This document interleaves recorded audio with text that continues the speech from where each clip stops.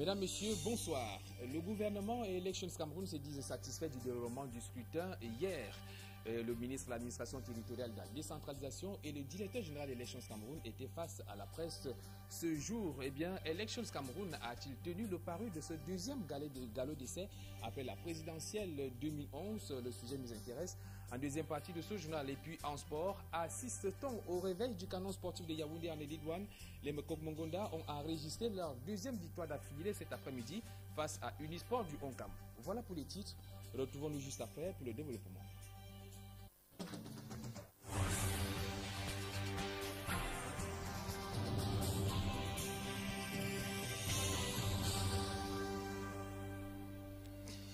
Une fois de plus, bonsoir. Au terme de toutes premières élections sénatoriales au Cameroun, eh bien, le gouvernement et Elections Cameroun se disent satisfaits du déroulement de ce scrutin. Ces deux partis étaient face à la presse ce jour à Yaoundé. Le point avec Marcelin Gansop. Sur les 9 887 conseillers municipaux inscrits, 9 785 ont effectivement pris part au scrutin de dimanche, soit un taux de participation de 98,97%. Des premiers chiffres communiqués par le directeur général des élections, Mohamed Sani Tanimou, n'a pas souhaité aller plus loin, notamment sur le sort réservé aux conseillers qui n'ont pas voté et qui, selon la loi, s'exposent aux déchéances. Le gouvernement, pour sa part, se félicite du déroulement de ces premières élections sénatoriales. Des élections qui ont mobilisé un nombre impressionnant d'observateurs. Premièrement, sur l'ensemble des bureaux de vote ouverts au chef-lieu de nos 58 départements, le scrutin s'est déroulé dans l'ordre et le calme. Aucun incident n'a été enregistré. À l'occasion de ce scrutin, le deuxième organisé par Elections Cameroun, 3788 observateurs électoraux ont été accrédités, soit 3661 observateurs nationaux et 107 observateurs internationaux, parmi lesquels 36 observateurs de la mission déployée par l'Union africaine. Au-delà du souci de transparence, l'intérêt certain ainsi manifesté par ces nombreux observateurs contribue sans nul doute à crédibiliser notre système électoral et à consolider davantage la démocratie dans notre pays. René Emmanuel Sadi invite les différents acteurs électoraux à prendre leur mal en patience jusqu'à la publication officielle des résultats. Depuis la fermeture des bureaux de vote, les différentes commissions mixtes électorales sont à pied d'œuvre. Dans les prochains jours, le processus de décompte et de recensement général des votes se poursuivra au niveau régional et national. Puis suivra dans un délai maximal de 15 jours la proclamation officielle des résultats, laquelle relève, il convient de le souligner, de la compétence exclusive de la Cour suprême, siégeant en lieu et place du Conseil constitutionnel. Une proclamation officielle des résultats qui ouvrira alors la voie à la mise en place effective du Sénat dans notre pays. Alors, après le scrutin, l'on attend désormais la publication des résultats et tel que le dispose le code électoral, la Cour suprême, agissant en lieu et place du Conseil constitutionnel, dispose donc de 15 jours pour rendre public ces résultats. Les précisions avec Vincent Bicard et Roméo Mbanga. Au lendemain des élections sénatoriales du 14 avril au Cameroun, les commissions régionales de recensement des votes sont rentrées dans la danse. Elles s'activent à la centralisation, au recensement des votes et à la vérification des opérations de décompte des suffrages au vu des procès-verbaux. La loi précise qu'elles ne peuvent procéder à l'annulation des procès-verbaux. En cas d'erreur, ces commissions régionales font part de leurs observations dans les procès-verbaux qu'elles doivent transmettre au plus tard mercredi prochain à la Commission nationale de recensement des votes.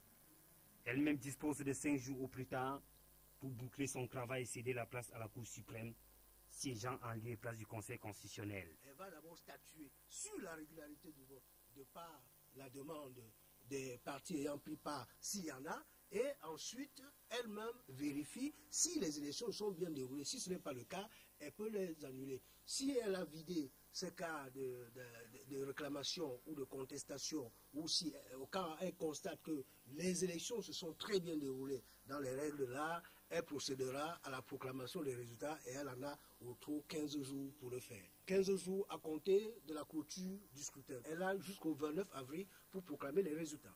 Une publication des résultats qui voit dévoiler l'identité des 70 sénateurs élus. Les 30 restants devraient être nommés comme le prévoit la loi. Le président de la République doit prendre un décret pour nommer les 30 sénateurs qui restent, et cela, le président de la République a un délai de 10 jours. Les sénateurs au grand complet, il ne leur restera plus qu'à prendre fonction de manière officielle. La loi prévoit que la première session du Sénat doit se tenir le 3e mardi qui suit la proclamation des résultats des élections sénatoriales. Et le Parlement camerounais sera alors enrichi de sa chambre haute, le Sénat, attendu depuis des lustres. Et en attendant la proclamation de ce scrutin, la toute première élection sénatoriale au Cameroun, il convient de noter que chaque élection est sanctionnée par 2 types de majorité. Et sur les contours de ces 2 types, je propose ce reportage de Yannick Mazoua. 2 types de majorité tranchent l'issue d'une élection, celle absolue et celle relative. Ainsi, après les élections sénatoriales du 14 avril 2013, dans le cas où on constate qu'il y a eu dans une région une majorité relative, c'est-à-dire égalité parfaite des voix, la procédure est claire. Première étape, les listes sont à égalité. Dans ce cas, ces listes-là vont se partager les 4 premiers sièges, 2-2. Il va rester 3 sièges. Et en résumé, les 3 autres vont être normalement attribués à la liste qui aura la majorité, la moyenne d'âge la plus élevée. Et pourtant, le système électoral camerounais, à travers son code électoral, ne prévoit pas de majorité relative au cas où seulement 2 partis politiques sont en liste dans une région. Dans le cas d'un système électoral, il n'y a pas de majorité relative lorsqu'on n'a que 2 listes en présence. Si l'égalité est parfaite, dans ce cas, on a les 4 premiers sièges repartis équitablement et le reste à la liste qui aura la moyenne d'âge la plus élevée. Dans un deuxième temps, dans le cas où il y a majorité absolue, la victoire reviendra directement à celui qui aura 1 millième sur l'autre. Et lorsqu'il s'agit de la majorité absolue, ça veut dire 50% plus 1. Le système électoral est clair. La liste qui aura eu 50% plus une voix, plus un siège, emportera l'ensemble des sièges qui existent. Donc il n'y a pas de majorité relative dans ces conditions-là. Il n'y a même pas d'égalité. Il n'y a qu'une liste a eu 50% de voix plus une voix. Dans ce cas, elle a tous les sièges. En attendant la publication des résultats, chaque parti politique engagé dans ces sénatoriales devra donc s'imprégner de ces dispositions législatives du partage des sièges. Alors, Elections Cameroun a-t-il tenu le pari de ce 2e galop d'essai?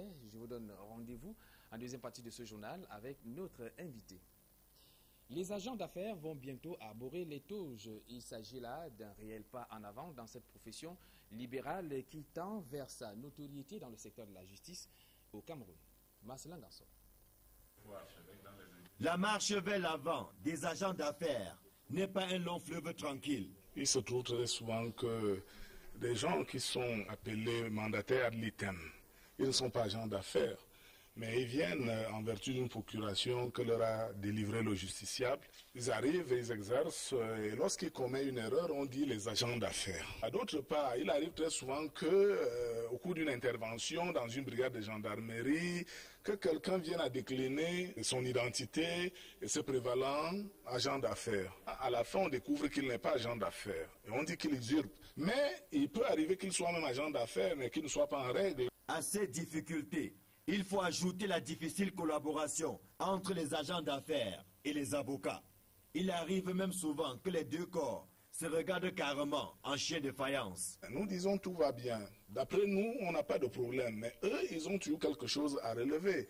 Alors que c'est 2 corporations différentes. Je me dis que les avocats ont un complexe qui ne devrait pas exister. Nous tous, nous défendons les intérêts des justiciables.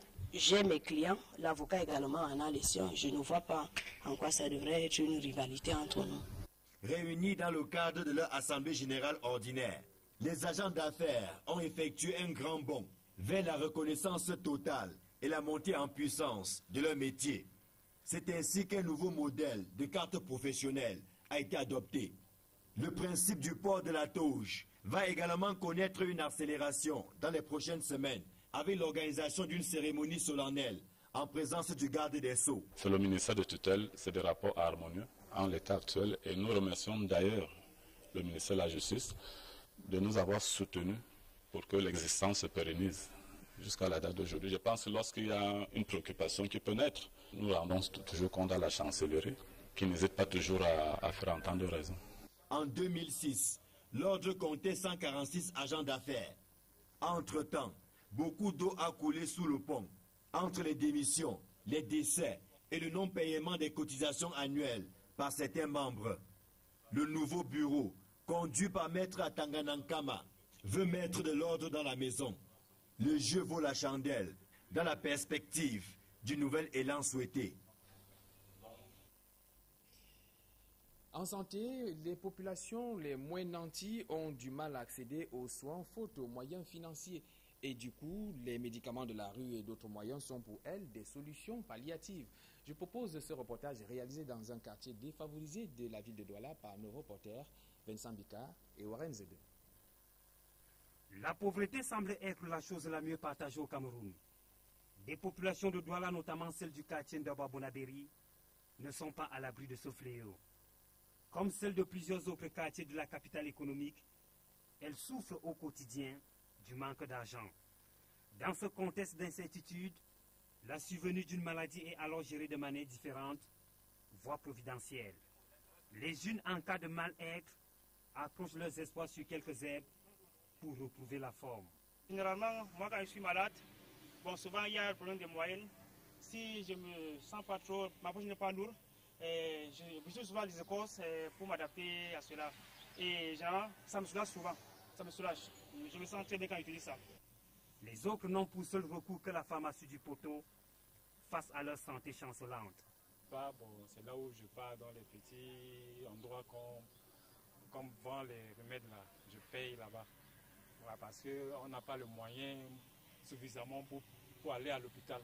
D'autres, encore rongés par la maladie, sont contraintes d'attendre l'action généreuse d'un membre de la famille pour prendre le chemin de l'hôpital. Par exemple, quand on a les maux de tête, on prend les effragants sans savoir ce qui cause ça, mais on prend d'abord parce que nous n'avons pas d'argent pour aller à l'hôpital. Et quand c'est grave, qu'un membre de famille peut-être peut nous porter maintenant pour nous amener, quand nous-mêmes nous n'avons pas. Des populations moins nanties pour qui il est difficile de parler d'un bilan de santé si elles ont déjà du mal à accéder aux soins étant malades. Parlons à présent de la lutte contre la désertification qui marque le pas sur place dans le département d'Union Ekele, région du centre. Le projet initié en 2011 tarde à prendre corps et ce constat a été fait par une commission interministérielle qui est descendue à Ezeka. Les précisions avec Jean-Paul Yango et Julien Gué. 2 ans après son lancement, la campagne de reboisement des villes d'Ezeka et Ngok-Mapoubi ne présente pas de résultats satisfaisants. Le constat est fait par le comité de contrôle du ministère des Forêts et de la Faune, venu apprécier l'avancée des travaux. Pendant la tournée, elle n'a pas manqué de rappeler le bien fondé de ce projet. D'abord pour promouvoir l'éducation environnementale. Et ensuite, pour entretenir même la culture même de l'homme bassa et pour apprendre à nos enfants les us et coutumes de la contrée et l'importance de l'arbre. La lutte contre la désertification contribue non seulement à protéger notre écosystème, mais aussi à préserver les plantes en voie de disparition, comme le bibolo ou encore le wenge. Pour ce faire, le comité de contrôle émet le souhait d'instauration d'une filière forestière dans le lycée technique de la ville d'Ezeka. Le gouvernement pouvait mettre aussi une section, une filière forestière, comme il existe dans d'autres assemblements au sud-ouest pour un meilleur entretien de ces plans. Il a pensé que les enseignants peuvent, n'est-ce pas, mettre en place d'autres cultures ici, là, dont l'agroforesterie, pour entretenir, n'est-ce pas, le plan. La campagne de reboisement est financée à hauteur de 5 millions de francs pour chaque mairie. Des fonds alloués pour la mise en place de 4000 arbres sur 10 hectares. Dans la ville de Douala, le pont sur l'Ovouli représente un réel danger pour les usagers. On se rappelle encore de cet incident survenu le dimanche de Pâques. Un véhicule est tombé dans ces eaux avec son conducteur. Eh bien, depuis cet incident, aucune mesure de sécurité n'a été prise sur ce pont et les usagers se plaignent, comme on peut s'en rendre compte dans ce reportage de Merveline Tapi et Warren Zede.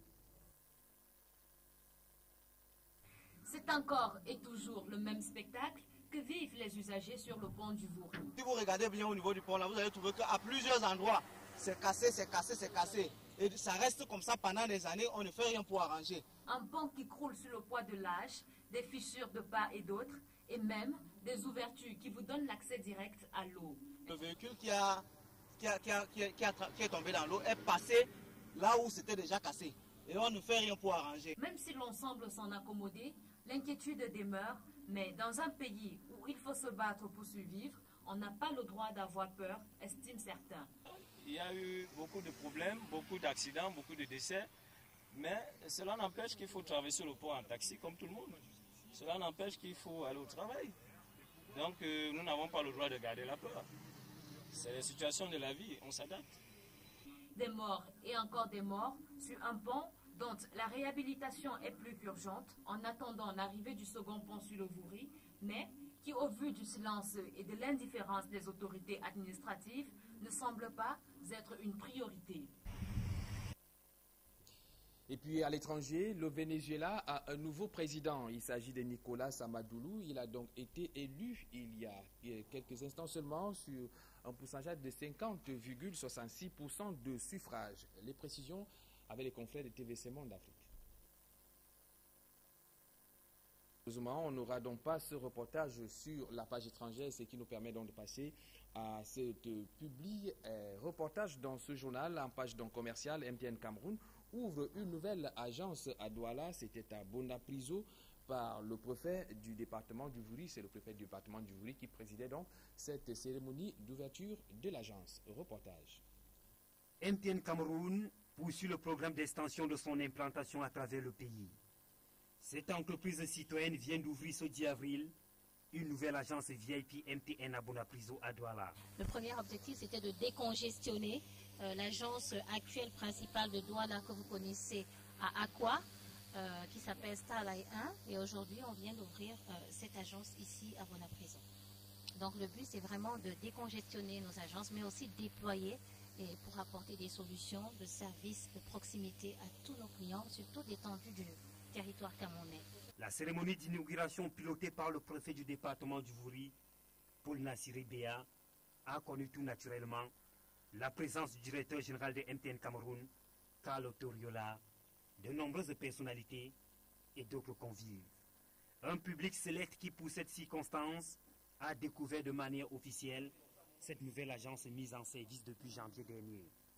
Elle est logée dans un cadre idéal et propose tous les jours de lundi à samedi entre 8h et 18h des services multiples aux clients.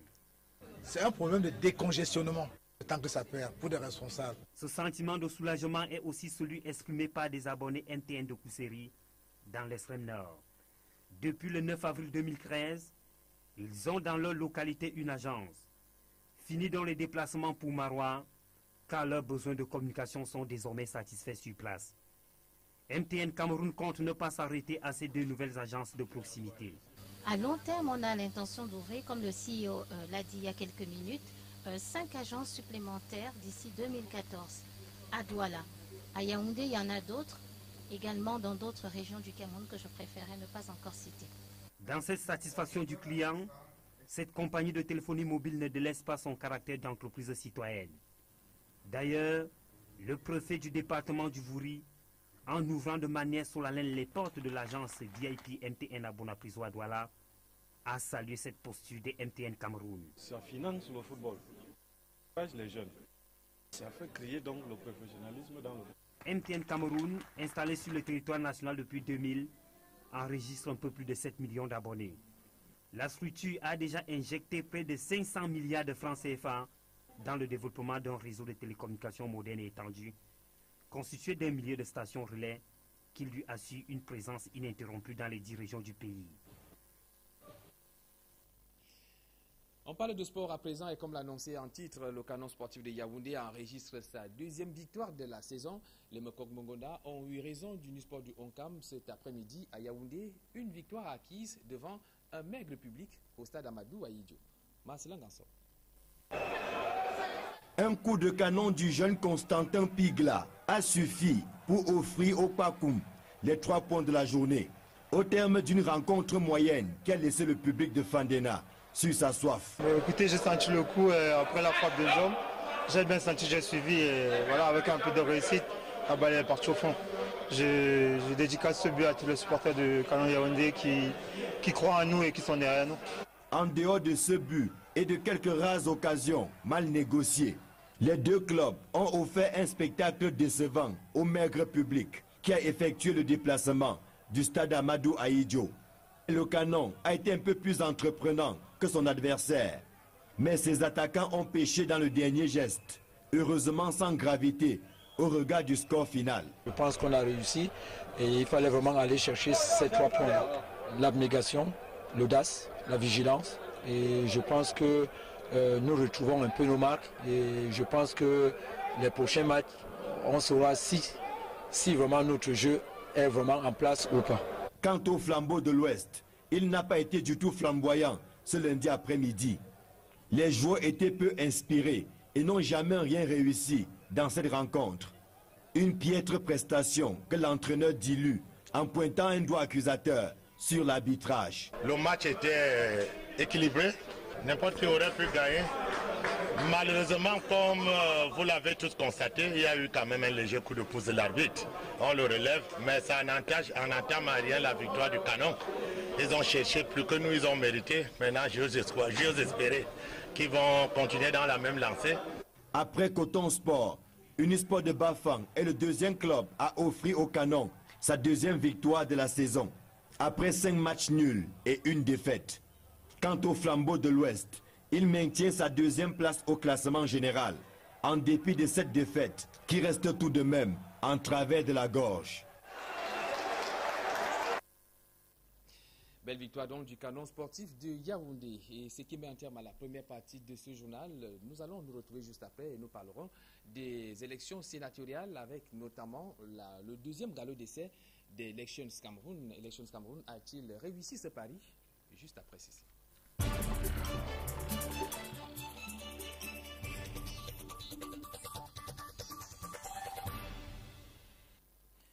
Eh bien, pour aborder cette actualité avec moi sur ce plateau ce soir, Maître Célestin Kemgoum, bonsoir.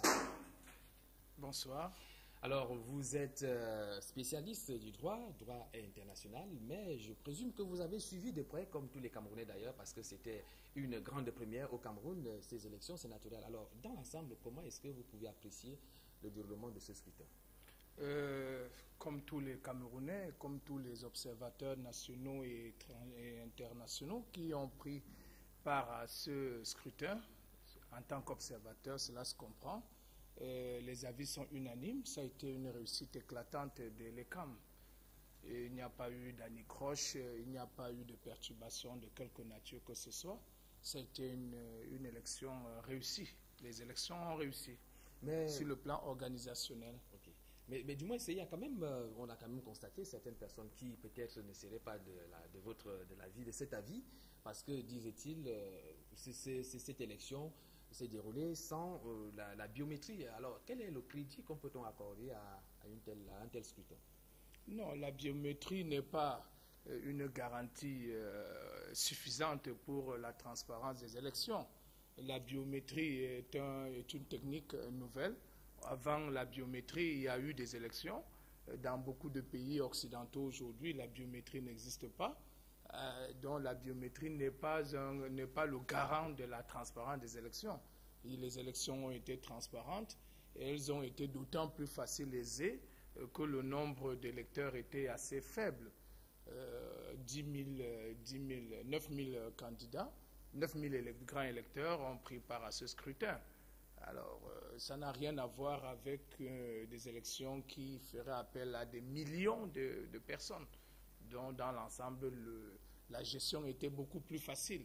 Et je pense que tout s'est très bien passé. Alors, même comme quelques constats, quand même, quelques cas un peu qu'on a constaté, notamment à Yaoundé, où il y a eu dans un bureau de vote 54 inscrits et 55 votants. Même jusque-là, vous ne trouvez pas peut-être qu'il y avait à redire, à revoir dans ce cas-là? Toute œuvre humaine a toujours cette imperfection inhérente même à sa nature. Donc, vous ne pouvez pas traverser une phase comme celle-là sans qu'il n'y ait quelques couacs. Donc, ces couacs nous rappellent simplement qu'aucune œuvre humaine n'est parfaite. Et d'ailleurs, même ceux qui ont perdu au cours de ce scrutin ont reconnu qu'il y a eu erreur, une inattention assez curieuse, parce que cet électeur, ce grand électeur, était bien inscrit dans un autre bureau de vote. Il s'est simplement trompé et les autres n'ont pas, les observateurs et les scrutateurs n'ont pas été très vigilants. Cela peut arriver, mais surtout cela servira de leçon pour les échéances à venir. Alors, parlons à présent de ce scrutin en lui-même, peut-être en attendant bien évidemment les résultats officiels qui devaient être rendus par la Cour suprême, agissant à lieu et place du Conseil constitutionnel. On constate quand même qu'il y a quelques tendances, plus ou moins, peut-être, est-ce que c'est ça à quoi qu'on s'attendait quand on regarde un peu les tendances au sortir de ce scrutin? Oui, les tendances étaient ces tendances qu'on a observées. Si l'on s'en tient aux résultats partiels, encore non officiels de ces élections, on s'y attendait. Il est vrai que la grande surprise est venue du nord-ouest où le chairman, sa liste n'est pas passée. Mais cela était également prévisible parce que, souvenez-vous, il y a quelques années, il y a eu un candidat, un membre du RDPC, je ne le cite pas, mais je vais quand même le citer. Il s'agit du ministre Atanga Paul Ndji, qui a fait un travail remarquable sur le terrain en mettant en place une stratégie de conquête de l'électorat. Alors, et surtout, n'oubliez pas que dans le cadre de ces élections, ce n'est pas la population qui votait, ce sont les grands électeurs, c'est-à-dire les conseillers municipaux. En attendant la mise en place des conseillers régionaux, c'était des conseillers municipaux. Il fallait donc bâtir une stratégie en tenant compte du nombre des conseillers municipaux, grands électeurs, pour savoir si on avait des chances ou des espoirs de pouvoir gagner à ces élections. On a également assisté à quelque chose d'innovateur qu'on n'a jamais vécu au cours de pareilles circonstances, notamment des consignes de vote. On a notamment eu le cas du RDPC dans la région du nord, de l'ouest, mais également le SDF pour ce qui est du littoral. Est-ce que ces consignes, d'après vous, ont été scrupuleusement respectées? Dans l'ensemble, dire qu'on les a respectées, déjà, ce sont des consignes qui vont de soi. Cela participe même du bon fonctionnement d'un parti politique. Parce que la première règle d'un parti politique, c'est celle de la discipline. C'est celle de la discipline. Ce mot d'ordre, d'ailleurs, était ce mot d'ordre de vote orienté, allait d'ailleurs en droite ligne de la loi portant organisation des élections au Cameroun, puisqu'il est prévu que chaque parti politique présentant une liste de 7 membres titulaires et de 7 suppléants doivent tout faire pour respecter 2 conditions. Il y a d'abord ce problème du genre et ce problème de respecter les différentes composantes sociologiques dans la région. Alors quand vous voyez un parti politique qui présente dans une région comportant plusieurs départements et que la majorité absolue de ces candidats est issue d'un seul département, cela frise même une atteinte à la laïcité, à la diversité camerounaise. Voilà. Et parlant donc notamment, la loi prévoit que dans 15 jours, la Cour suprême devait donc rendre le verdict et que jusque 10 jours après ces résultats, le président de la République devait donc nommer 30 sénateurs. Et on a suivi la réaction, la sortie du barreau du Cameroun, avec notamment le bâtonnier qui réclamait, je voulais dire ainsi, leur part du gâteau des avocats. Est-ce que vous vous sentez concerné? Vous souhaiteriez également que vous êtes du même avis que le bâtonnier, que le président de la République devait penser aux avocats? D'une manière générale, dans un combat politique,